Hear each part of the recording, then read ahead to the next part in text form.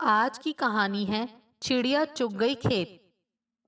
Company meeting के लिए Thailand ले जाने वाली कंपनी की बात सुनते ही मनोज और उसके दोस्तों की बातें खिल गईं। एक तो कंपनी के खर्चे पर विदेश जाने का मौका, और वह भी थाईलैंड जैसी जगह जहां पत्नी और बच्चों का झंझट नहीं, यानी सोने पर सुहागा। मनोज और उसके दोस्त सुरेश और भावेश तैयारियों में लग गए। वे दिन गिनने लगे। जाने के जोश में वे अतिरिक्त उत्साह से काम करने लगे।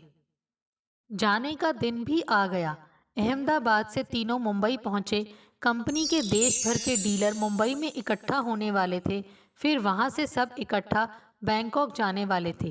रात की फ्लाइट से सब बैंकॉक पहुंचे और सुबह बस से पटाया पहुंचे। होटल पहुंचकर सब अपने अपने कमरों में जाकर आराम करने लगे। मनोज को हफ्ते भर से बहुत मेहनत करनी पड़ रही थी।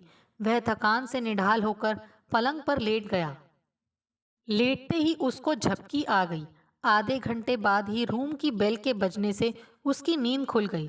उसने झल्लाते हुए नींद में ही दरवाज़ा खोला। भावेश और सुरेश तेजी से कमरे में आए और चहकते हुए बोले, चल यार, थाई मसाज करवा आते हैं। शाम वाम को चलेंगे यार, अभी तो थोड़ा सोने दो, बहुत थक गया हूँ।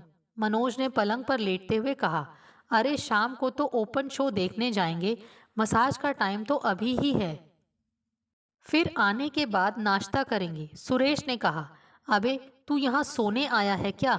और थाई मसाज करवाने से तो सारी थकान उतर जाएगी। भावेश ने सुरेश को देखकर आंख मारी। और क्या, होटल के सामने वाली सड़क के उस पार ही तो मसाज पार्लर है। सुरेश ने कहा, तुम लोग जरा देर भी सोए नहीं क्या? मसाज पार्लर भी ढूंढ आए। गजब हो यारो तुम। मनोज आश्चर्य से उठ बैठा। सोने के लिए तो उम्र पड़ी है, यहाँ 4 दिन तो ऐश कर लें। चल चल उठ जा और चिंता मत कर, हम भाभी को कुछ नहीं बताएंगे। भावेश ने मनोज से चुटकी ली। मनोज झेप गया। चलो चलते हैं कहकर उठ गया। तीनों होटल से बाहर निकले और रोड क्रॉस कर ली। सामने ही रोज मसाज पार्लर था। तीनों पार्लर में चले गए। रिसेप्शन पर भड़कीले और कम कपड़ों में एक थाई लड़की खड़ी थी। उसने मुस्कुराकर तीनों का स्वागत किया। उसने गहरे गले की शॉर्ट ड्रेस पहन रखी थी। उसके आधे उभार ड्रेस से बाहर दिखाई दे रहे थे। उसे देखते ही सुरेश और भावेश की बाँछें खिल गईं। मीठी मीठी बातें करके उस लड़की ने तीनों का मन जीत लिया। थाई मसाज के उस लड़की ने तीनों से कुल 2400 भाट रखवा लिए। भाट थाईलैंड की करेंसी है। सुरेश भावेश ने तो खुशी से पैसे दे दिए, लेकिन मनोज को 800 भाट देते हुए थोड़ा बुरा लगा।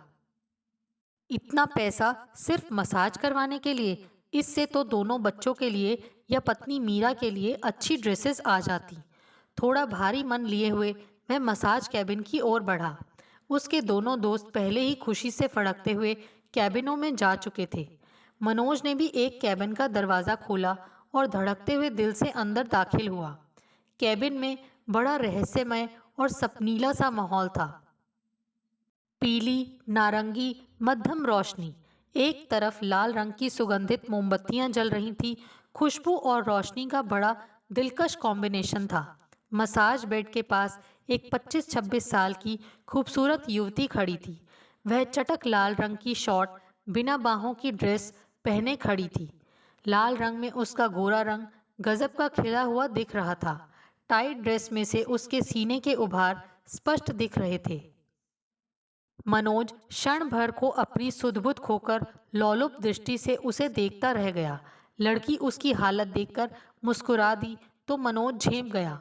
मसाज वाली लड़की ने इशारे से उसे कपड़े उतारकर बेड पर लेटने को कहा। मनोज उसके जादू में खोया या यंत्रवत कपड़े एक ओर रखकर बेड पर लेट गया। बेड की चादर मुलायम और मखमली थी। इतनी नर्म चादर मनोज ने अपने जीवन में पहली बार देखी थी। कमरे में मनोज को ऐसा लग रहा था कि वह किसी तिलिस्मी दुनिया में आ गया। वह एक अनोखी रोमानी दुनिया में पहुंच गया। तभी लड़की ने एक सुगंधित तेल उसकी पीठ पर लगाकर मसाज करना शुरू कर दिया। लड़की के मादक स्पर्श से वह मदमस्त होकर एक मादक खुमारी में खो गया। उस पर एक हल्का सा नशा छाता जा रहा था। बंद कमरे में एक जवान लड़की के साथ एक रोमांटिक माहौल में मसाज करवाने का यह उसका पहला अनुभव था। 800 भाट खर्च होने का अफसोस जाता रहा। मसाज करीब 1 घंटे तक चला। थोड़ा नशा हल्का होने पर जान पहचान बढ़ाने के लिए के मकसद से मनोज ने उस लड़की से बातचीत करनी शुरू कर दी। वह लड़की थोड़ी बहुत अंग्रेजी बोल पा रही थी। मनोज ने उससे उसका नाम पूछा तो उसने जूली बताया। मनोज ने उसकी शिक्षा और घर परिवार के बारे में बात की। वह 25 वर्ष की ग्रेजुएट लड़की थी। उसका घर पटाया से दूर एक गांव में था। माता पिता बूढ़े थे। वह घर चलाने के लिए पटाया में यह काम कर रही थी। न जाने उसके चेहरे और स्वर में ऐसी क्या पीड़ा थी। एक दर्द सा झलक रहा था कि मनोज का दिल पिघल गया। यूं भी वह कच्चे मन का भावुक इंसान था। किसी का दर्द उससे देखा नहीं जाता था, खास तौर पर लड़कियों का। मसाज का वक्त खत्म हो गया। मनोज कैबिन से निकलने के लिए कपड़े पहनने लगा। जूली का चेहरा उदास सा था, आंखें भरी हुई थी। पता नहीं क्यों आपसे मिलना बहुत अच्छा लगा। आप और लोगों से बहुत अलग हैं। मैंने सुना था कि भारतीय लोग चरित्र और मन से बहुत सच्चे और अच्छे होते हैं। आज आपके रूप में देख भी लिया। मनोज अपनी तारीफ सुनकर खुश हो गया। अब आपसे फिर मुलाकात कब होगी? आप पटाया में कब तक हैं? जूली ने आतुर स्वर में पूछा। अभी तो मैं 3 दिनों तक यहीं हूँ। आज मीटिंग के बाद शाम को फ्री हूँ, मनोज ने बताया। जूली की आंखों में चमक आ गई। तो आज शाम को मिल सकते हो क्या? उसने आग्रह भरे स्वर में पूछा।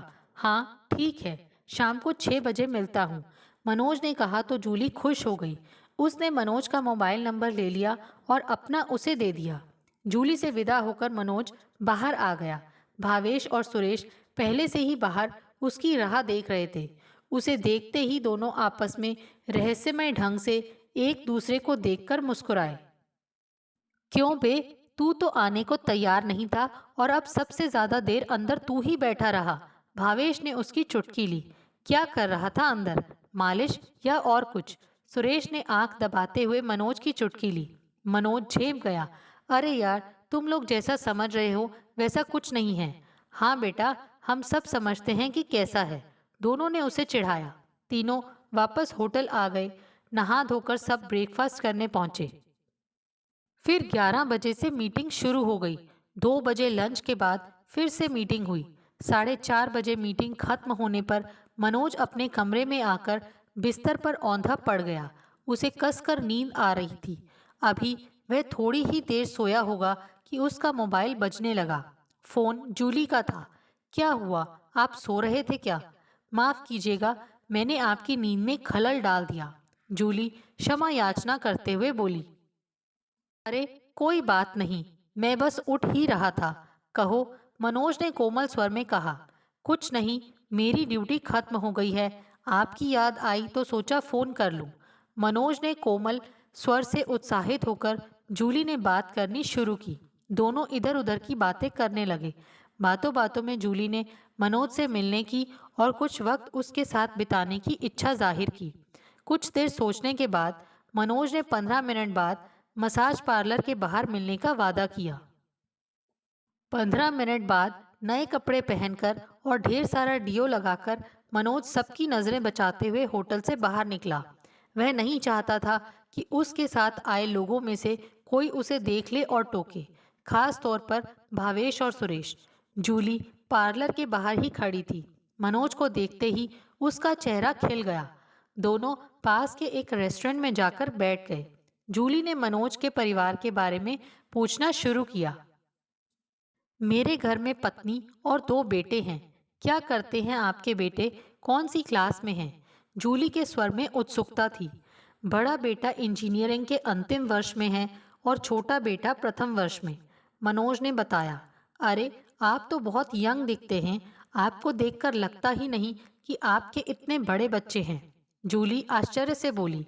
काफी मेंटेन करके रखा है आपने अपने आप को। Thank you so much. Manoj का चेहरा खुशी से लाल हो गया। यह पहली बार हुआ था कि किसी लड़की ने उसकी तारीफ की थी। मनोज ने जूली की इच्छा अनुसार 2 कोल्ड ड्रिंक और 2 बर्गर का ऑर्डर दे दिया। फिर वह जूली के परिवार के बारे में बातें करने लगा। तुम यहीं पटाया में रहती हो क्या? नहीं, मैं बैंकॉक के पास एक बहुत छोटे से शहर में रहती हूँ, जूली ने बताया। फिर तुम पटाया यहाँ कैसे आ गई? मनोज ने उत्सुकता से पूछा। तुम्हारे घर में कौन कौन है? मेरे घर में बूढ़े माता पिता और दो बड़े भाई हैं। यहाँ पटाया में मैं अपना और माता पिता का भरण पोषण करने के लिए आई हूँ, जूली ने खिड़की से बाहर देखते हुए बताया। जब तुम्हारे दो बड़े भाई भी हैं तो तुम्हें यहाँ इतनी दूर आने की क्या ज़रूरत थी? मनोज ने आश्चर्य से पूछा। एक गहरी सांस लेकर जूली ने विस्तार से बताना प्रारंभ किया। मेरे दोनों बड़े भाई शादी करके माता पिता से अलग हो गए हैं। वे घर में एक पैसा भी नहीं देते, यहाँ तक कि घर में आते भी नहीं हैं। मेरे माता पिता दोनों जिंदगी भर दूसरों के खेतों में मजदूरी करके अपना घर चलाते रहे। भाइयों की पढ़ाई और शादी में उनकी सारी जमा पूंजी खत्म हो गई। अब हमारे पास खाना खाने के भी लाले पड़ गए। पिता अब काफ़ी बूढ़े हो गए हैं और अधिक मजदूरी नहीं कर सकते। तो तुमने वहीं कोई नौकरी क्यों नहीं कर ली? मनोज ने सवाल किया। पैसों की कमी के कारण पिताजी मुझे ज़्यादा पढ़ा नहीं पाए। वहाँ ऐसी कोई नौकरी नहीं मिली जिससे गुजारे लायक कमा पाऊँ। इसीलिए माँ ने 6 महीने पहले मुझे यहाँ पटाया भेज दिया ताकि मसाज का काम सीखकर पैसे कमा सकूँ। वे तो मुझसे बुरा काम करने पर भी जोर दे रही थी क्योंकि उसमें पैसा बहुत मिलता है। पटाया में हज़ारों लड़कियाँ इसी काम में लगी हैं और सैलानियों से अच्छा खासा पैसा ऐंठती हैं, जूली ने तिक्त स्वर में कहा। फिर तुम अब तक? मनोज ने उसके चेहरे पर एक भेद भरी नजर डालते हुए पूछा। नहीं, मैं अभी तक वर्जिन हूँ, जूली ने तपाक से उत्तर दिया। मैं किसी भी कीमत पर रेड जोन में नहीं जाना चाहती, चाहे मर ही क्यों न जाऊं। मैं इज्जत की जिंदगी गुजारना चाहती हूँ, लेकिन यहाँ पार्लरों में जिस तरह के लोग आते हैं, तुम कब तक अपने आप को बचाकर रख पाओगी? मनोज ने पूछा। हाँ, कभी कभी बहुत परेशानी में पड़ जाती हूँ, बहुत डर लगता है, पर अब तक बची हुई हूँ। इसीलिए जल्द से जल्द यहाँ से वापस जाना चाहती हूँ, क्योंकि आप जैसे शरीफ और सच्चे लोग हर रोज़ नहीं मिलते। जूली ने एक बार फिर से मनोज की तारीफ की तो वह और खिल उठा। पर तुम वापस जाकर करोगी क्या? मनोज ने सवाल किया। मैं एक गिफ्ट शॉप खोलना चाहती हूँ। मेरे छोटे से शहर में ज़्यादा दुकानें नहीं हैं। अगर मैं शॉप खोल पाई तो अपने परिवार का पालन पोषण करने के लायक अच्छा काम कर सकूंगी और फिर मुझे रेड जोन की जिल्लत भरी जिंदगी जीने की कोई ज़रूरत नहीं रहेगी, जूली आशा भरी आवाज़ में बोली। कितनी रकम की ज़रूरत है तुम्हें शॉप खोलने के लिए? मनोज के मुंह से ना चाहते हुए भी जाने कैसे यह सवाल निकल गया। $2000 में एक अच्छी शॉप गांव में खुल सकेगी, जूली ने उत्साहित स्वर में जवाब दिया। मनोज के गले में जैसे अचानक ही कुछ अटक गया। जूली उसकी मनोदशा समझकर गंभीर मगर रुआंसे स्वर में बोली। मैं जानती हूँ यह बहुत बड़ी रकम है और आज के युग में इतना बड़ा दिल किसी का नहीं होता कि बिना लड़की का इस्तेमाल करके उसे एक तिनका भी दे दे। आजकल तो सब मर्द शरीर के लोलुप होते हैं। लड़की का जी भरकर इस्तेमाल किया और फिर उसके हाथ में चंद नोट पकड़ा दिए। बिना स्वार्थ पूर्ति के महज इंसानियत के नाते लड़की की मदद करने वाले बड़े दिल के स्वार्थ रहित सच्चे मर्द आजकल बचे ही कहाँ हैं? जूली ने एक तीखी चुभती हुई नज़र से मनोज को देखा। जूली के आक्षेप से मनोज के अंदर का मर्द तिलमिला गया। उसी क्षण उसके अहम ने सिर उठाया। क्या तुम सच्चे और शरीफ मर्द नहीं हो? नहीं नहीं जूली, मर्दों के बारे में तुम्हारी यह धारणा सही नहीं है। सारे मर्द ऐसे शरीर लोलुप नहीं होते, मनोज ने हड़बड़ाकर उत्तर दिया।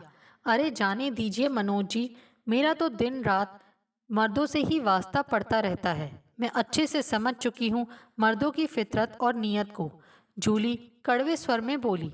नहीं जूली, तुम्हें मर्दों के बारे में गलत धारणा बनाकर नहीं रखनी चाहिए। सारे मर्द एक जैसे नहीं होते, मनोज गंभीर स्वर में बोला। मेरा पाला तो आज तक कामुक पुरुषों से ही पड़ा है। मसाज करवाते समय ऐसी ऐसी हरकतें करते हैं कि अपने आप से ही घृणा होने लगती है। जूली की आंखें छलछला आईं। क्षण भर को मनोज को उस अनजान विदेशी लड़की से सच्ची सहानुभूति हो आई, पर उसने जल्द ही अपने आप को संभाल लिया। कहीं सहानुभूति जताते ही यह पैसा न मांगने लगे। पर तभी मन के एक कोने में एक धिक्कार सी उठी कि उससे मसाज करवाने में, बातें करने में, उसके साथ रेस्टोरेंट में मिलने आने में उसे कोई एतराज नहीं है, पर उसकी मदद के नाम से वह कतरा रहा है। आखिर कहीं ना कहीं वह एक कम उम्र खूबसूरत जवान लड़की के प्रति किसी प्रकार का तीव्र आकर्षण अपने मन में महसूस तो कर ही रहा है ना। शाम ढलने लगी थी। अब आप कहाँ जाएंगे? जूली उससे पूछ रही थी।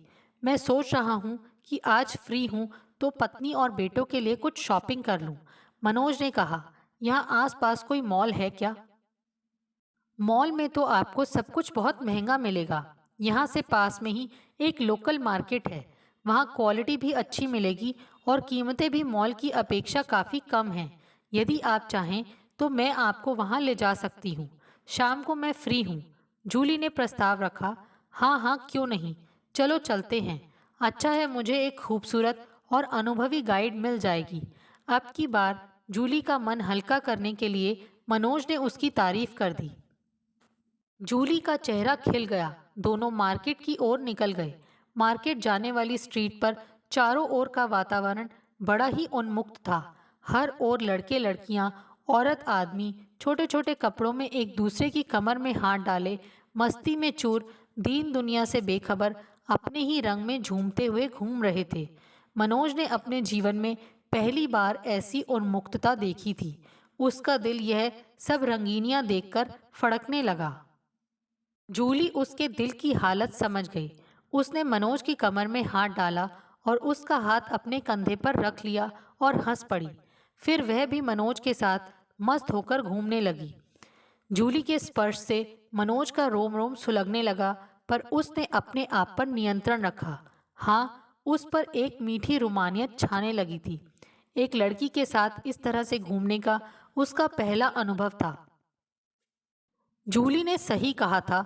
यहाँ पर सुंदर विदेशी वस्तुओं की भरमार थी और काफ़ी सस्ती भी थी। मनोज ने पत्नी और बच्चों के लिए ढेर सारी शॉपिंग कर ली। जूली की आंखों में भी कुछ वस्तुओं को देखकर चमक उभर आई थी, जिसे मनोज ने भांप लिया। उसने जूली को भी वे चीज़ें खरीद कर दी जिन्हें जूली ने बड़े उत्साह और खुशी से स्वीकार कर लिया। उस रात मनोज ने एक रेस्टोरेंट में जूली के साथ कैंडल लाइट डिनर किया। देर रात वह अपने होटल में वापस आया, तब तक सब सो चुके थे। उसने राहत की सांस ली, वरना भावेश और सुरेश व्यर्थ ही प्रश्नों की झड़ी लगा देते। पलंग पर लेटकर भी मनोज की आंखों में नींद नहीं थी। बचपन से ही वह बॉय स्कूल और कॉलेज में पढ़ा था, इसलिए कभी लड़कियों से उसका संपर्क और दोस्ती नहीं रही। पढ़ाई के बाद नौकरी और फिर घर की जिम्मेदारियों के चलते माता पिता की मर्जी की लड़की से शादी। यही घिसी पिटी कहानी रही उसके जीवन की। विवाह के बाद की जिंदगी भी बहुत ही आम और साधारण रही उसकी। कोई नयापन नहीं, कोई रोमांच नहीं। बच्चों और सास ससुर व घर की देखभाल में लीन एक आदर्श भारतीय नारी। उसकी पत्नी, माँ और बहू के रूप में आदर्श भारतीय नारी थी, लेकिन वह मनोज के स्वभाव के अनुकूल नहीं थी। मनोज मस्त मौला, खिलंदड़ स्वभाव का था। वह चाहता था कि मीरा भी उसके साथ दोस्तों की महफिलों में जाए, हंसी मस्ती करे, पार्टियां मनाए, कैंडल लाइट डिनर करे, परंतु मीरा को यह सब पसंद नहीं था। उसके पीछे हर समय घर या बच्चों का कोई ना कोई काम लगा ही रहता था और मनोज मन मसोस कर रह जाता। मनोज के दोस्त लड़कियों के साथ अपनी दोस्ती और मौज मस्ती के किस्से सुनाते तो मनोज का दिल भी बलियों उछलने लगता था। पर क्या करे, उसके तो ऑफिस के उस विभाग में जहां वह काम करता था एक भी लड़की नहीं थी। मगर अब जूली से मिलने के बाद मनोज के मन की रंगीनियां जागने लगी थी। आज का कैंडल लाइट डिनर उसके दिल को छू गया था। पैसे को हमेशा किफ़ायत और संभाल कर खर्च करने वाला मनोज अब दिल खोल कर पैसा खर्च कर रहा था, ताकि दिल की वर्षों से अधूरी पड़ी तमन्नाएं पूरी हो जाएं। सुबह मनोज की आंख जल्दी खुल गई। वह देर तक जूली के बारे में सोचता हुआ पलंग पर पड़ा रहा। 8 बजे भावेश और सुरेश फिर से आ धमके मसाज के लिए। आज मनोज सहर्ष तैयार हो गया। तीनों फिर पहुंचे पार्लर। जूली व्यग्रता से मनोज की राह देख रही थी। वह लपक कर उसके पास आई और हाथ पकड़कर उसे कैबिन में ले गई। आज मसाज के समय मनोज के मन में इच्छाओं के सर्प फन उठा रहे थे। नसों का लहू बार बार आवेश से तेज हो रहा था, पर जूली मसाज करते हुए पूरे समय मनोज के सचरित और सभ्यता संस्कारों के गुण गाती रही। इसलिए वह कुछ बोल नहीं पाया। अपने मन को जबरदस्ती काबू में कर रखा था। आज उन लोगों को शहर से बाहर समुद्र के किनारे पैरासीलिंग के लिए जाना था। ब्रेकफास्ट करके वे लोग निकल जाएंगे और देर शाम को वापस आएंगे। सुनते ही जूली का चेहरा उतर गया। तो मनोज ने उसे आश्वासन दिया कि वह डिनर उसी के साथ करेगा। दिन भर के कार्यकलापों में मनोज बहुत थक चुका था। वह पलंग पर पड़े रहना चाहता था, लेकिन जूली से मिलने का लोभ संवरण नहीं कर पा रहा था। गर्मा गर्म पानी से नहाकर वह तैयार होकर नियत समय पर नियत स्थान पर पहुंच गया। जूली वहां पहले से ही प्रतीक्षारत खड़ी थी। आज उसे देखते ही भावातिरेक में जूली ने उसे गले से लगा लिया। मनोज फड़क उठा। उसकी सारी थकान दूर हो गई। देर तक वे पटाया की रंगीन चकाचौंध और मस्ती से भरी हुई सड़कों पर घूमते रहे। फिर एक रेस्टोरेंट में आकर बैठ गए। वहाँ का माहौल मदहोश कर देने वाला था। डांस फ्लोर पर जोड़े एक दूसरे की बाहों में खोए हुए झूम रहे थे। जूली ने मनोज से डांस का प्रस्ताव रखा। उसे तो मुंह मांगी मुराद मिल गई। वह झट से उठ बैठा। जूली के जवान और मस्ती में चूर शरीर के सानिध्य में मनोज अपनी सुध-बुध खो बैठा। वह इस नए अनुभव में पूरी तरह मदहोश हो गया। जूली का नशा उस पर पूरी तरह चढ़ चुका था। वह उसके जादू में गिरफ्तार हो गया। डिनर करते समय जूली ने आंखों में आंसू भरकर फिर अपनी व्यथा सुनाई कि माता पिता की वृद्धावस्था और दवाइयों के बढ़ते खर्च के दबाव के चलते उसकी माँ ने कल फिर से उसे रेड जोन में जाने का आग्रह किया। कल उसकी माँ ने उसे बहुत कुछ उल्टा सीधा सुनाया कि उसे उनकी जरा सी भी चिंता नहीं है। वह तो बस अपने आप में ही मस्त है। मैं उस गंदे धंधे में नहीं पड़ना चाहती मनोज, पर माँ लगातार मुझ पर दबाव बनाती जा रही हैं। हर दूसरे दिन मुझे बुरा भला कहती रहती हैं। मैं क्या करूं? इससे तो अच्छा है मैं आत्महत्या कर लूं। जूली सुबकते हुए बोली। नहीं नहीं जूली, उसके हाथ पर सहानुभूति से अपना हाथ रखते हुए मनोज ने उसे सांत्वना दी। ऐसे निराश नहीं होते। मैं जाने के पहले ऐसा इंतजाम कर जाऊंगा कि तुम्हें इस कीचड़ में ना धंसना पड़े। ओह मनोज, सच में मैंने अपने जीवन में तुम्हारे जैसा सच्चे और भले हृदय का आदमी नहीं देखा। भावनाओं के अतिरेक में जूली ने मनोज का हाथ अपने दोनों में हाथ से पकड़कर चूम लिया। उस रात होटल के कमरे में सोया मनोज सुबह होने तक इसी उधेड़बुन में पड़ा रहा कि क्या करे और क्या नहीं। एक क्षण उसे एहसास होता कि वह व्यर्थ ही जूली के चक्कर में पड़ गया है। 4 दिनों के लिए आया है, घूमे फिरे और लौट जाए। बेकार ही यह जंजाल उसने अपने गले में बांध दिया है। जिंदगी में दोबारा कभी उससे मुलाकात तो होगी नहीं, फिर इतना पैसा वह क्यों उस पर खर्च करने की सोच रहा है। पर दूसरे ही क्षण उसका पुरुषत्व उसे धिक्कारता कि वह एक बेबस की मदद करने में कतरा रहा है, वह भी चंद पैसों के लिए। सच तो यह था कि वह गले तक जूली के आकर्षण में डूब चुका था। उसमें पता नहीं ऐसा क्या था कि वह अपने आप को जूली से तटस्थ नहीं रख पा रहा था। आखिर में उसने यही तय किया कि वह जूली की मदद अवश्य करेगा। तभी जाकर उसे नींद आई। $2000 मामूली रकम नहीं थी। दूसरे दिन भावेश, सुरेश और एक और दोस्तों के पास से इकट्ठा करके मनोज ने ठीक $2000 जूली को दिए। क्षण भर को जूली हतप्रभ सी खड़ी डॉलर्स को देखती रही, फिर मनोज के गले लगकर रोने लगी। उसकी आंखों में खुशी के आंसू बह रहे थे। उसका स्पर्श पाकर मनोज के दिल में तरंगे उठने लगी। मन में यह लालसा होने लगी कि काश अब तो जूली खुश होकर बस एक बार समर्पण कर दे, पर ऊपर से मर्यादावश वह कुछ बोल नहीं सका। अफसोस, जूली ने भी ऐसी कोई इच्छा नहीं जताई। वह शाम भी उसने जूली के साथ बिताई। पूरे समय जूली उसका आभार प्रकट करती रही। उसने मनोज को कसम खिलाई कि वह भारत वापस जाकर उसे भूलेगा नहीं और हमेशा उसे फोन करेगा। दूसरे दिन मनोज भारत के लिए वापस निकल आया। जूली ने आंखों में आंसू भरकर उसे भावभीनी विदाई दी। उसने वादा किया कि वह जल्द से जल्द उसे पैसे वापस करेगी। भारत वापस आने पर मनोज को हर रोज जूली से बात करने का सिलसिला जारी रहा। बातों से ही उसे पता चला कि जूली अपने घर लौट गई है और उसने शॉप खोल ली है। वह हर रोज अपने कार्य की प्रगति के बारे में उत्साह से उसे बताती, जैसे आज उसने क्या खरीदा, उसे शॉप में कैसे जमाया, लोग उसकी दुकान पर आने लगे हैं, उसे उसके पैसे जल्द से जल्द चुकाने हैं, इसीलिए वह ज़्यादा से ज़्यादा मेहनत कर रही है। इधर दिन, हफ्ते, महीने बीत गए पर जूली ने मनोज का एक भी पैसा वापस नहीं किया। मनोज को तो भावेश, सुरेश और बाकी लोगों के पैसे वापस करने ही पड़े। दोनों अक्सर उसे कहते कि उसने धोखा खाया है, जूली ने उसे बेवकूफ़ बनाया है, पर मनोज का मन यह मानने को तैयार नहीं होता। लेकिन आजकल वह जब भी जूली से पैसे लौटाने की बात करता, वह टाल मटोल करने लगती, अपनी परेशानियां गिनाने लगती। फिर एक दिन अचानक जूली ने अपना फ़ोन बंद कर दिया। मनोज महीनों उसे फ़ोन लगाता रहा, पर वह नंबर स्विच ऑफ ही आता।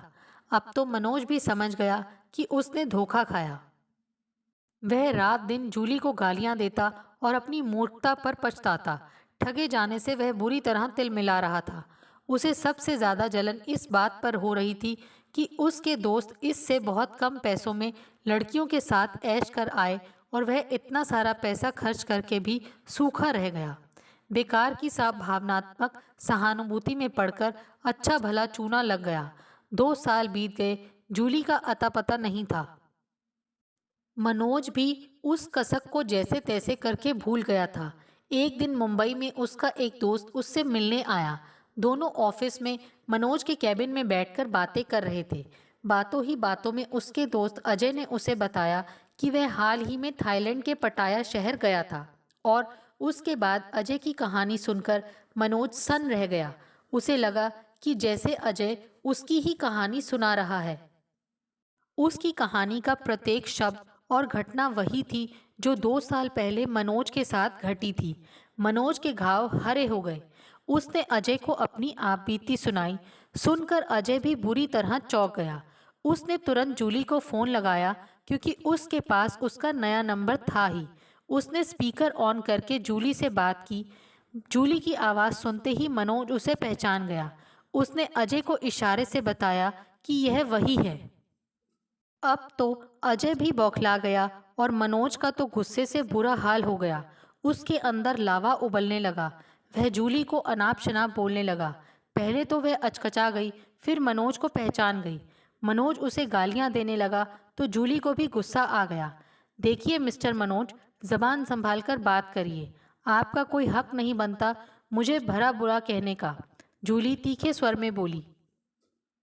धोखेबाज, एक तो धोखा देती हो, ऊपर से तेवर दिखाती हो। उल्टा चोर कोतवाल को डांटे। मनोज तिल मिलाकर बोला। धोखेबाज कौन है यह अपने आप से पूछो, जूली कड़वे स्वर में बोली। तुम मर्द लोग विदेश जाकर कम उम्र की लड़कियों के साथ रंगरलियां मनाने और ऐश करने के लिए सदा लालायित रहते हो। दूसरी लड़कियों के साथ गुलछर्रे उड़ाने को आतुर रहते हो। लड़कियों के साथ घूमने और एंजॉय करने, मौज मस्ती करते समय तुम्हें एक बार भी यह ख्याल नहीं आता कि तुम अपनी पत्नियों के साथ धोखा कर रहे हो। लड़कियां तुम्हें हंसकर देख लें, तुम्हारे साथ मौज मस्ती कर लें तो तुम्हें अपना जीवन सार्थक और धन्य नजर आने लगता है। बोलो, तुम्हारा अंतर्मन एक बार भी तुम्हें कचोटता नहीं है? फिर थोड़ा रुक कर, मैंने ना तुम्हारी जेब काटी, ना बंदूक दिखाकर तुम्हें लूटा।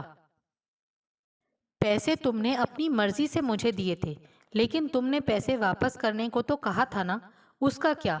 मनोज गुस्से से बोला। हाँ कहा था, नहीं कहती तो क्या एक गरीब और असहाय लड़की की सहायता बिना किसी लालच के करते तुम लोग? नहीं, कभी नहीं करते।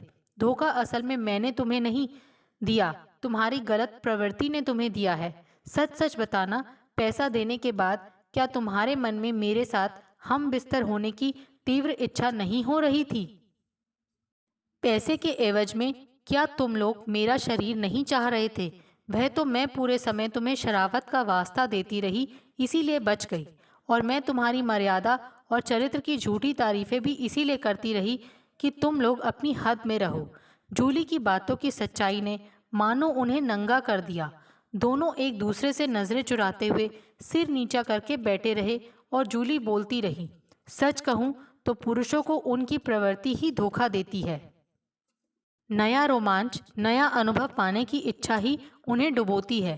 तुम लोग अपनी पत्नियों के प्रति वफादार होते नहीं और हमें गालियां देते हो। क्या बुरा करती हूँ जो तुम जैसे मर्दों से पैसा ऐंठ कर मैं आज तक अपनी इज्जत बचाती आई हूँ। आज के बाद मुझे कभी फ़ोन मत करना, क्योंकि यह नंबर मैं आज ही बंद कर दूंगी। अच्छा हुआ जो अजय को भी सच पता चल गया। Goodbye. और जूली ने फ़ोन काट दिया। अजय और मनोज सन्न होकर चुप बैठे थे। जूली ने उन्हें आईना दिखा दिया था। चिड़िया खेत चुग चुकी थी। दोस्तों, आपको हमारी ये कहानी कैसे लगी? प्लीज़ कमेंट्स करके बताइए। Thanks for watching this video.